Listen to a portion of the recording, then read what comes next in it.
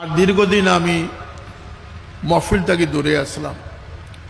দূরে আসলাম আমি কোনো ডরাইয়া বাগানও আসলাম না। একটা আমার বিরুদ্ধে লেখছেন আমি ও ইন্ডিয়ার যাইয়ার গিয়া তে আমি আত্মগোপনে আছি ইতালাগান মিশা মাত্রার দুনিয়াতে শুনি জুড়ে বলো নাউজুবিল্লাহ মিন যালিক।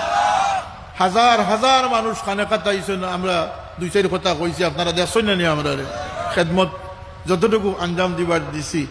ইচ্ছা যত মিশা মাতন কিয়ামতের দিন এই মিশা মাত্র জব আল্লাহর কাছে কিতা দিবা, কথা আছে না নি? এটা আমি বাড়াইছি না আরেক কারণে,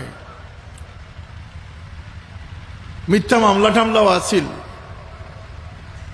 যে তা করবার করে লিছ।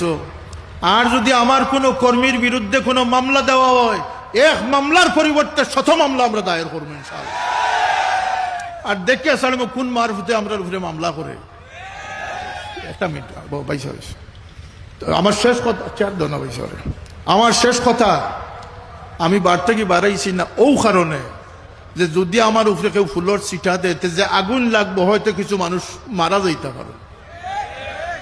এই লাগে ফিতনা থেকে বাঁচাইবার লাগে, আপনারা বাঁচাইবার লাগে, আমি বাঁচবার লাগিয়া, আমার মসলক আমার সিলসিলারে বাঁচাইবার লাগে আমি গেছি না।